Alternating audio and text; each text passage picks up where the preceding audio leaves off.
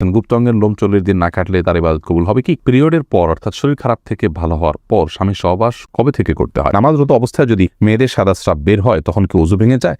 অনবরত বের হলে করণীয় কি? 60 বছর আগের কবরের উপরে বাড়ি বানানো যাবে কিনা? রোগের জন্য তাবিজ ব্যবহার করা জায়েজ হবে কিনা? ঋতুস্রাব বন্ধ হয়েছে ভেবে সহবাস করলে পরে দেখা গেল ঋতুস্রাব বন্ধ হয়নি, এতে করণীয় কি? অভিভাবকদের মতামত ছাড়া চরিত্র রক্ষা করার জন্য বিয়ে জায়েজ আছে কিনা? টয়লেটে ইস্তেগফার বা জিকির কোনটা পড়া যায় মনে মনে? মেয়েদের পিরিয়ড অবস্থায় বিয়ে করা জায়েজ কি না? প্রস্রাবের জন্য ঢিলা কুলুক বা টিস্যু নিয়ে 40 কদম হাঁটার বিধান কি সহিহ? হিন্দুর সাথে প্রেমের সম্পর্ক জড়ালে ইসলামের শরীয়তে শাস্ত্রের বিধান কি আছে? আমি নতুন দাড়ি রেখেছি, মুখের নিচের অংশে থুতনির নিচে কি খুর দিয়ে পরিষ্কার করা যাবে?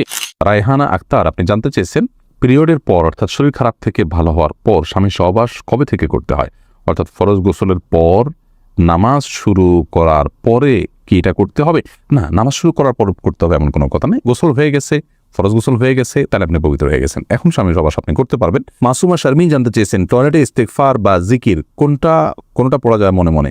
টয়লেটে মনে মনে আপনি যে কোনো কিছু করতে পারেন, অসুবিধা নেই। মনের নিয়ন্ত্রণ তো আল্লাহ রাব্বুল আলামিন করেন নাই। মুখে কোনো জিকির, সেটা ইস্তেগফার হোক অন্য কোনো জিকির হোক, এগুলো মুখে উচ্চারণ করবেন না, মনে মনে হতে পারে, কোনো অসুবিধা নেই। প্রিন্স রাফিন আপনি জানতে চেয়েছেন পড়ে যাওয়া চুল বিক্রি করলে গুনাহ হবে কিনা? যে চুলগুলো পড়ে গেছে সেগুলো বিক্রি করলে গুনাহ হবে, কারণ হলো মানুষের শরীরের কোনো অংশ বিক্রি করা জায়েজ নাই। আল্লাহ রাব্বুল আলামিন আমাদেরকে আমাদের শরীরের কোনো অংশকে বিক্রি করার অধিকার দেননি, কারণ এগুলো সবগুলোর মালিকানা আল্লাহ তাআলা, আমাদেরকে শুধু ইউজ করতে দেওয়া হয়েছে, আমরা এগুলো বিক্রি করতে পারি না। তাহনি আপনি জানতে চেয়েছেন ঋতুস্রাব বন্ধ হয়েছে ভেবে সহবাস করলে পরে দেখা গেল ঋতুস্রাব বন্ধ হয়নি, এতে করণীয় কি? দেখুন, হামিদ আল তাহনি ঋতুস্রাব বন্ধ হয়েছে ভেবে সহবাস করেছেন, পরে যদি দেখেছেন না আসলে বন্ধ হয়নি, তাহলে সেক্ষেত্রে ইস্তেগফার করুন, যে ভুল হয়ে গেছে ইনশাআল্লাহ এর কারণে গুনাহ হবে না। কিন্তু জেনে শুনে ঋতুস্রাবের মধ্যে সহবাস হলে সেক্ষেত্রে হাদিসে রাসূল আকরাম সাল্লাল্লাহু আলাইহি ওয়াসাল্লাম শিক্ষা দিয়েছেন কিছু সাদকা করবে যেন কাফারা হিসাবে, কিছু গ্রুপ দুহিদেরকে যার সাধ্য অনুযায়ী, যার সাধ্য আছে অল্প তিনি অল্প 100-200 দিলেন, আর যার সাধ্য অনেক বেশি আছে তিনি বেশি দান করে দিবেন। এটার জন্য পরবর্তী জন্য সাবধান হতে হবে যাতে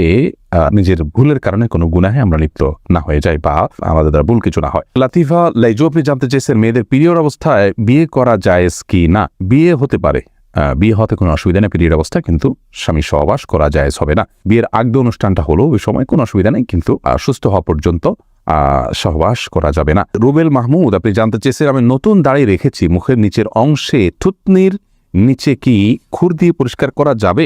ভাই রুবেল, আপনি নতুন দাড়ি রেখেছেন সেজন্য প্রথমে আপনাকে মোবারকবাদ জানাচ্ছি। আল্লাহ রাব্বুল আলামিন আপনাকে পূর্ণ একটি আমল, এটার উপরে অটল অবিচল থাকার তৌফিক দান করুন। বিশেষ করে আজকাল আমাদের যুবক ভাইদের জন্য এই আমলটা করানো বেশি কঠিন হয়ে যায়। মুখের নিচের যে অংশ, থুতনির নিচের অংশ, এটা খুর দিয়ে আপনি পরিষ্কার করা যাবে কিনা বলেছেন। এটা পরিষ্কার করার প্রয়োজন নেই, কিন্তু যদি গলায় থাকে এগুলো আপনি পরিষ্কার করতে পারেন, কারণ এগুলো দাড়ি নয়। কিন্তু এই থুতনির কিছুটা নিচে হলে এগুলো দাড়ি, অতএব থুতনির দিকে যদি গলার দিকে চলে আসে কিছু দূর অনেকের আসে এবং এটা বিরক্তির কারণে, তাহলে এইটুকু আপনি চাচতে পারেন। কিন্তু থুতনিতে যেগুলো থাকে অর্থাৎ এই যে চোয়াল হাড্ডি, হাড্ডির উপরে এবং হাড্ডির উপরে নিচে ধারে কাছে যেগুলো আছে এগুলো সবগুলো দাড়ি হিসাবে বিবেচ্য, এখন এগুলো কাটবেন না। এরপরে সুইটি আহমদ আপনি জানতে চেয়েছেন রোগের জন্য তাবিজ ব্যবহার করা জায়েজ হবে কিনা? রোগের জন্য তাবিজ ব্যবহার করা ইসলামী শরিয়ার শিক্ষা নয়, সুন্নাহ নয়। রাসূল আকরাম সাল্লাল্লাহু আলাইহি ওয়াসাল্লাম ঝাড়ফুঁকের শিক্ষা দিয়েছেন। শুধু বাচ্চারা যারা পড়তে পারে না তাদেরকে ঝাড়ফুঁকও সবসময় করা যায় না, বা করেও নিয়মিত ঝাড়ফুঁক করা যায় না, তেলাওয়াত করা করতে পারে না তারা, এক্ষেত্রে তাদেরকে তাবিজ দেওয়া যায় কিনা? কোরআন হাদিসের আয়াত দিয়ে, কোরআন আয়াত এবং হাদিসের দোয়া দিয়ে শুধুমাত্র, সেটাকে কোনো ওলামা জায়েজ বলেছেন। কিন্তু রাসূল আকরাম সাল্লাল্লাহু আলাইহি ওয়াসাল্লাম কাউকে কখনো তাবিজ দেননি, দিতে বলেননি। তিনি যেটা বলেছেন ঝাড়ফুঁক করা নিজের জন্য, অন্যের জন্য। অতএব তেল পোড়া, পানি পোড়া বা বিভিন্ন আয়াত তেলাওয়াত করে ফুঁক দেওয়া, এটাই হলো মূল ট্রিটমেন্ট, সেটাতে আমাদের যাওয়া উচিত, সুন্নাহ সেটাই। আব্দুর রাজ্জাক বিন সিরাজ জানতে চেয়েছেন গুপ্তাঙ্গের লোম 40 দিন না কাটলে তার ইবাদত কবুল হবে কি? গুপ্তাঙ্গের লোম বা অবাঞ্ছিত যে সমস্ত পশম আছে এই পশমগুলো 40 দিনের বেশি না কেটে থাকা গুনাহের কথা, কারণ হাদিসে এ বিষয়ে কড়াকড়ি রয়েছে। সঞ্জিদা তামান্না জানতে চেয়েছেন অভিভাবকদের মতামত ছাড়া চরিত্র রক্ষা করার জন্য বিয়ে জায়েজ আছে কিনা?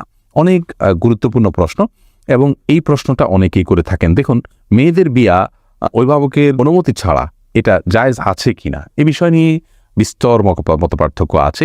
ইমাম আবু হানিফা রাহমাতুল্লাহর মতে প্রাপ্তবয়স্কা মেয়ে হলে তিনি নিজের বিয়ে নিজে করতে পারেন অভিভাবকের অনুমতি ছাড়া, যদি অন্য ইমামদের মতে এবং বেশিরভাগ ইমামদের মতে এটি জায়েজ নাই। তো এক্ষেত্রে একজন মেয়ে মানুষ তার পরিবারকে বোঝানোর চেষ্টা করবেন। পরিবার যদি এতই নাছোড়বান্দা হন, সবচেয়ে বড় কথা হলো যে আপনি নিজেকে অহেতুক যৌন বিষয়গুলোকে মানুষের মধ্যে সেগুলোর প্রতি আগ্রহী করে তুলে এরকম কাজ থেকে নিজেকে দূরে রাখা উচিত।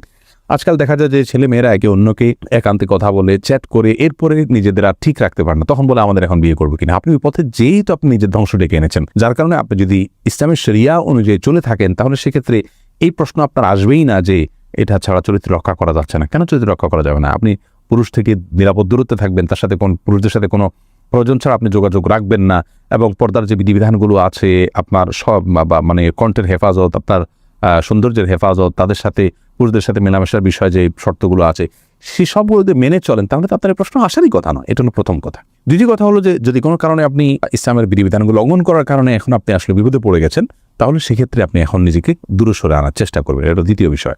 তৃতীয়ত হলো অভিভাবক সম্মতির বাইরে, তাদের মতামতের বাইরে নিজেরা মতামত নিয়ে আর নিজেদের মতামতের ভিত্তি করে খুব বেশি সংখ্যক মানুষ শান্তিতে থাকতে পারেন না। এটা হলো বাস্তবতা, এবং বিয়ে ভেঙে যায় এর হারেই বেশি। যার কারণে এই জায়গা থেকে আমরা সরার চেষ্টা করবো। হ্যাঁ, যদি কোনো অভিভাবক বয়স হয়ে গেছে তারপরও দিচ্ছেন না এবং দিনদার ছেলেকে তারা পছন্দ করেন না, তাহলে সেক্ষেত্রে তার ইসলামের শরীয়ত দৃষ্টিকোণ তার অভিভাবকত্বের অধিকারী নেই। তখন আপনার পক্ষ থেকে এলাকার ইমাম অভিভাবককে আপনার গণত্র বিয়ে দিতে পারে। কিন্তু বিষয়গুলোকে মাথায় রাখতে হবে, শুরুর ধাপে আপনি এটি অবলম্বন করতে পারবেন না। রাহি শাহী আপনি আইডি থেকে জানতে চেয়েছেন, প্রস্রাবের জন্য ঢিলা কুলুক বা টিস্যু নিয়ে 40 কদম হাঁটার বিধান কি সহিহ?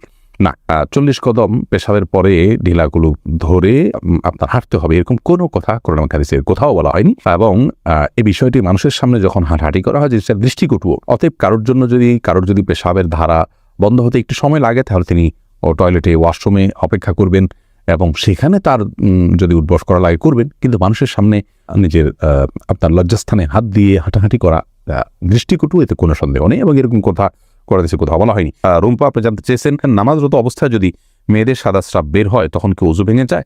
অনবরত বের হলে করণীয় কি? জি হ্যাঁ, সাদা স্রাব বের হলে ওযু ভেঙে যাবে, কিন্তু এটা যদি অনবরত পড়তেই থাকে, 5টা মিনিটও সময় গ্যাপ না থাকে, পুরো সালাতের ফুল সময়টা ধরে যেতে থাকে একটু করে, তাহলে সেক্ষেত্রে আপনাকে প্রত্যেক ওয়াক্তের জন্য ওযু করে সালাত আদায় করতে হবে। এরপরে ওযু করার পর যদি বের হয় কোনো অসুবিধা নেই, কিন্তু ওই ওয়াক্ত পর্যন্ত ওই ওযু দিয়ে আপনি সালাত আদায় করতে পারবেন। এমনি কাউসার জানতে চেয়েছেন, 60 বছর আগের কবরের উপরে বাড়ি বানানো যাবে কিনা? যদি অনেক পুরাতন কবর হয়ে যায় এবং সেখানে এক্সটেনশন করে বাড়ি নির্মাণ করার প্রয়োজন হয়, আর যদি কবরস্থান না হয়, তাহলে সেক্ষেত্রে ওই কবরের ধ্বংসাবশেষকে অন্যত্র কবরস্থানে তুলে নিয়ে আপনি সেখানে বাড়ি বানাতে পারেন, কোনো অসুবিধা। আর কি হীরা আপনি জানতে চেয়েছেন, একজন মুসলিম অমুসলিমের হিন্দু অর্থাৎ হিন্দুর সাথে প্রেমের সম্পর্ক জড়ালে ইসলাম শরীয়তে শাস্ত্রের বিধান কি আছে? দেখুন, একজন মুসলিমের সাথেই প্রেমের সম্পর্কে জড়াতে পারে না। প্রেম বলতে আমরা বুঝি আজকাল বিবাহ বহির্ভূত নারী পুরুষের সম্পর্ক। এই সম্পর্ক, এই ভালো লাগা, এটা সব ভালো লাগাকে যদি আমরা বৈধতা দিই তাহলে সেক্ষেত্রে আর পৃথিবী তার আপন অবস্থাতে শৃঙ্খলায় থাকবে না, বরং নিজের চাওয়া পাওয়াকে কন্ট্রোল করা, নিয়ন্ত্রণ করা, এটাই ইসলাম আমাদেরকে শিক্ষা দেয়। বিধায় একজন মুসলিম পুরুষ যেখানে একজন মুসলিম নারীর সাথে প্রেম করা, বিবাহ বহির্ভূত সম্পর্ক জায়েজ নাই, সেখানে একজন অমুসলিমের সাথে করা প্রশ্নই ওঠে না, কারণ সেটি গুনাহ তো হবেই। সেই সাথে আপনার এটা যদি তাদেরকে বিবাহ পর্যন্ত নিয়ে যায় তাহলে এটা হারাম হবে, কারণ তার সাথে বিবাহ করা জায়েজ নাই যতক্ষণ ঈমান না আনেন।